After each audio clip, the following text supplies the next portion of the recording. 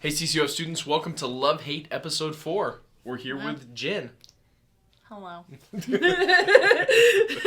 so excited. This is a good story. But I feel like we need a jingle for that, you know? Yeah. Story time. Yeah. Too bad I can't do those things. Story time. Story time.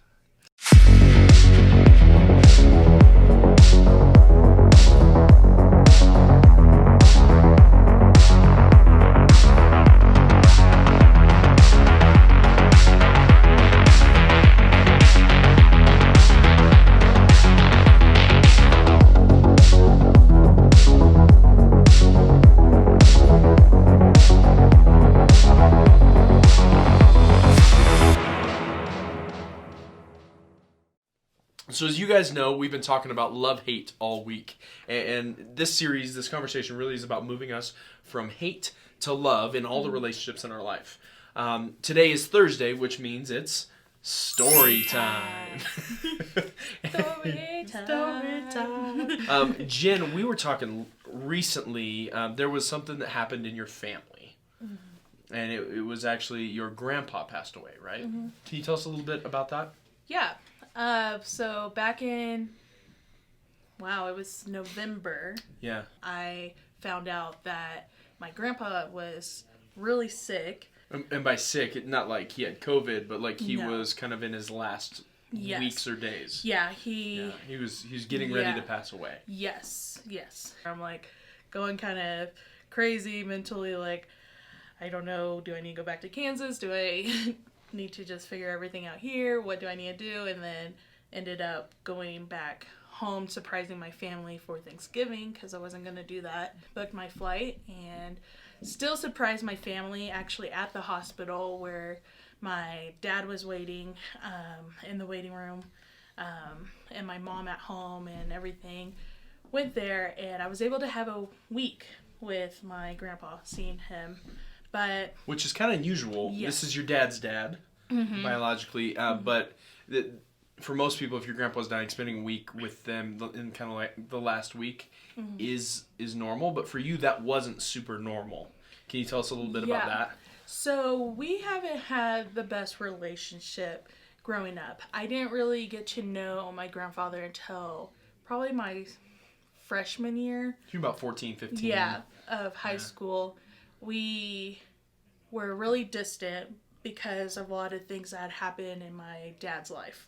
Yeah, so way before you were even born. Yeah, okay. A lot of things went down when he was around that age, 14, 15, with his parents getting divorced and then him having to choose where to live, and it was a nasty divorce, and then having to take care of siblings, and so all of that happened, and then growing up with him, and then just a lot of back and forth with his dad, and then that ended up affecting a lot of what our family's relationship was. That colored all the relationships. Yes. Yeah. That happened with my dad as well, actually. His parents got divorced and totally changed the dynamic for me and my grandpa, too, so I get that. Yeah. And so my sister and I didn't really know our grandpa a lot growing up. Okay, I had pictures when I was little with him. Okay. But I have no memory of it. The time I saw him during Thanksgiving, that was my first time in 4 years seeing him. First time in 4 years. Mm-hmm. My dad made the decision. Actually, he had gone to church a lot more and made that step to forgiveness and did that. And so that led to actually reconnecting with his father. Now, there is, the divorce thing and the tension between your dad and your grandpa is enough, to separate you, but there was also some other tensions in your family. Do you want to talk a little bit about that? Yeah. It wasn't until recently, really, that I had some time to think about it, and I talked about it with my parents, my mom, more. Because your mom was not born in America. No. She was born in Panama. Panama, yeah. Which, how cool, first of all. That's so awesome. Yeah. So, my mom was born in Panama, so I'm half Panamanian, which is really cool. So fun to say. Can we just say that one more time? Panamanian.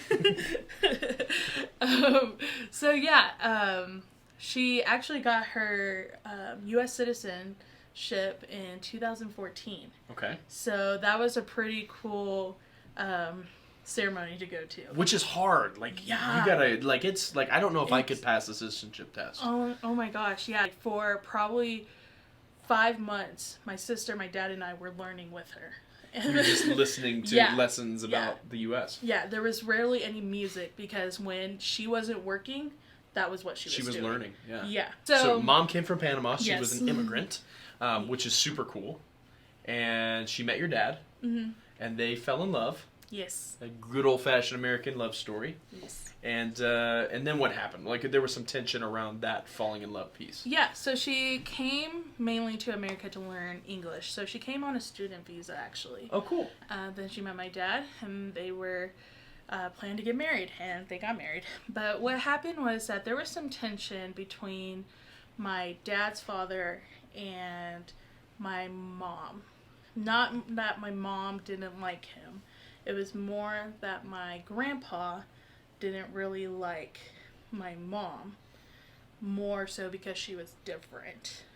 By different, you mean brown. Yes. Tan. We're trying to be delicate here, but, like, that's the reality, right? Because she was Hispanic. So it wasn't until recently, and I think it's still kind of hard to really, like, admit that. Yeah, it's hard. Because it's like, you want to have that respect for the dead. Yeah. And you want to not speak ill on who that person was, but at the same time, it was because of where my mom came from. Yeah. She's, like, by the time she married my dad, her English still wasn't that great. Yeah. Like, she could still have a full-blown conversation with you. And, like, even now, she still has an accent. I mean, I can't hear it because I talk to her all the time. It's so normal for you. Yeah. I think it's taken a lot of just myself or even my parents to really, like, openly say, like, okay, he did have issues because she was Hispanic and she wasn't from this country. It sounds to me like you feel a little bit torn. Like, you want, because you're, like, genetically, you are part of your grandpa, but you're also part of your mom, right? Mm-hmm. Like, it sounds to me like even now this is still a journey you're on, but you're, like, in between the two, you know? And you kind of want to hold, you really feel that tension even today. Yeah, and I think it's also because I was raised to just love anybody, and no matter the color of their skin, because, I mean, I had a different color skin than others. Than most people. Though my dad was white and my dad was like 100% white. Super white. Super white, but he gets super tan in the summer. It's crazy. Jealous. He can sometimes get darker than me, which is really weird. That's really weird. Yeah. Well, he's that's where you get your Choctaw heritage from, right? Yes, yeah. Okay, so I do have a little bit of Native American in me because of his side of the family. But yeah, and then I have my 100% Panamanian mother, and so like I have a mixed family. Tell us a little bit about that. You said you spent a week with your grandpa over Thanksgiving in 2019. Tell us about what happened there, because your dad had kind of started following Jesus a little more closely, and like started to forgive his dad, and that opened door for a relationship in high school. Now 9 years later, here you are in a hospital room with your grandfather who's dying, who you found out, harbored kind of some racial tendencies towards your mom, and I love how you handled it. So tell me about this, Jen. Tell me the story of that room. We're in the room, and it's my sister and I. He's actually in the room at this point because my parents had walked out to give us time with him. And he looks at us, and he just says, "You really have an amazing mom." And we were like, "Yeah, we really do." And he's like, "No, you have the best mom." And then that kind of was like, yeah, we do. Like, he was trying to say something, and you were just hearing what he was saying. Because we didn't know anything prior to what happened in the wedding.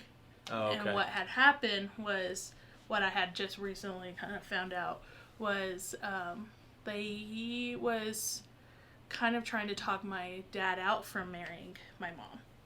And, like, knowing my dad, like, he was like, I love her. Like, I don't care. Your dad kind of stood his ground. Yeah, he's like, I don't care if she's black, green, purple, whatever. I'm gonna marry her. Is your dad in Guardians of the Galaxy? He's Chris Pratt. It's Chris Pratt, yeah. Her dad is Chris Pratt, so. He didn't see color like that. He didn't see it as something to, like, separate. Yeah. Mm-hmm. Yeah, absolutely. Yeah. But I'm very blessed to have grown up in a family that didn't see that, though. Like, I never, it's really weird, but, like, I never really thought of myself, like, as a colored person, really. Yeah. But I guess I kind of am. Because I am mixed race. I was just learned to love people, but then I learned all of this stuff recently about my grandpa and what that comment in the hospital really meant. And... How'd that affect you? It really kind of took me back, like, oh, wow. Like, that was in my family. But it also didn't come as a surprise because of all the complications that we had. Yeah, the tension that you felt, but you didn't know why it was there. Yeah. And so, it was, like, it's hard to hear that. And it's my mom, and I love her. And it sucks that that's a thing still. But, you know, I love her for who she is, and I'm glad to be a part of that. Yeah, for sure. And Panama is pretty cool. Well, Jen, thank you for sharing that story. I know it's not easy. I can even see, like, at points you're almost kind of tearing up a little bit because it's such a tender story, and it is really hard. I think a lot of...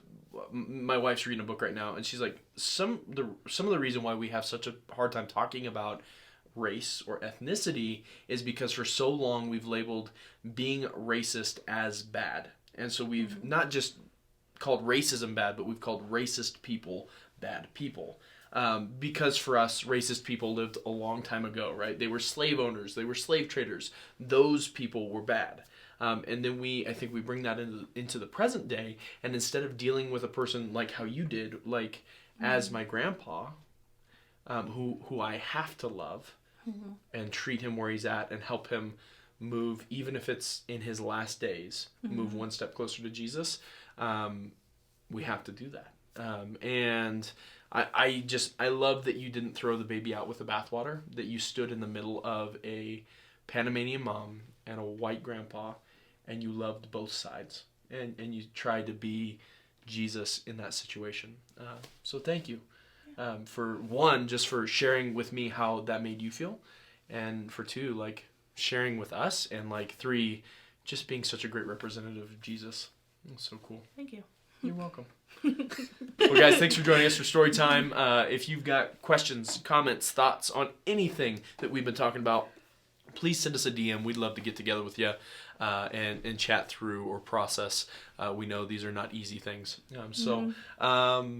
Yeah, that's a wrap. We'll see you here tomorrow for the deep dive. Yeah.